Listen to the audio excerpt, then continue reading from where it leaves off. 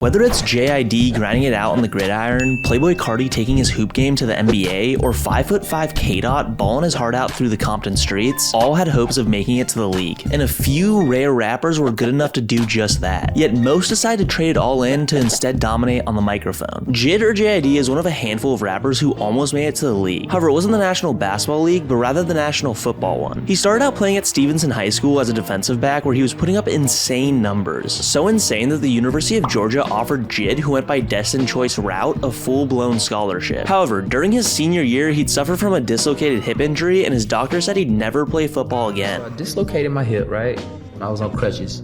The doctor said I wouldn't play football no more. Georgia pulled the scholarship, and instead J.I.D went to Hampton, Virginia to play for the Pirates in their Division I program on full scholarship. From 2008 to 2010, J.I.D started as a defensive back and showed a ton of promise, making some incredible plays during his sophomore year, like this one that was broadcasted on ESPN. It goes out of bounds. Destined route coming up with the block punt. The blocker into the punter trying to get the punt away. Look at this on the outside edge. You think I'm going around you? Nah. Just bull rush him in. However, only a few games after this, his hip injury would come back and sideline him indefinitely. It became more clear that the NFL was a fleeting dream, so J.I.D began to skip out more and more on practice, opting to instead record music from his dorm and even dropping a mixtape while still in school. Now it seemed like a music career seemed to be a more realistic choice for him. In hindsight, this was a blessing. J.I.D left Virginia and moved in with two friends he met while at school who went by the names of Ian Parker and Johnny Venus, now better known as Earth Gang. No NFL contract, but 3 albums later, Destined Route is just getting started. Like J.I.D, before Jordan Terrell Carter became Playboi Carti, he had dreams of making it to the league. While at high school in Atlanta, Georgia, Carti was just a regular kid trying out for the basketball team. As a sophomore, he ended up making it onto the varsity team as a point guard. He was hyped, and as you can see, is quite the baller, so his hoop dreams made a ton of sense. In fact, during an interview with The Fader, Carti did not hold back, letting the people know just how good he was. Really on the court balling, like really balling, been balling. I was just doing other shit. I should smoke before I go to practice again on court. Dropped like 30 on niggas, like crazy. Like had the city going wild. Although I'm sure Carti was a baller during his time, the stats found online tell a slightly different story. Just 25 points off, but just one game, so he never really got a chance to work into the rotation. Things didn't really pan out for Carti, as sources say he got into a heated argument with his coach one day at practice, quit the team right there, and gave up on his hoop dreams entirely. Carti traded the basketball in for a microphone and started recording music. Initially starting with just 50 people coming to his shows, he slowly grew his fan base until he became what he is now, a rap icon. Now the decision made in high school doesn't seem as bad as it had initially. Although Carti's hoop dreams were short-lived and J.I.D's injury woes kept him out of the league, other rappers made it way farther in sports. Like Carti, old school rap legend Cameron had big dreams for himself too. While in high school, Cameron was a top 25 recruit and was getting looked at by Miami, USC, and Georgetown. Funny enough, him and fellow friend and rapper Mace, I'm a big man, get this man, were on the same high school team. And during their junior year, they made it all the way to the semifinals for the New York City State Tournament. In the semifinals, he and Mace would face off against NBA legend Stephon Marbury. And guess what?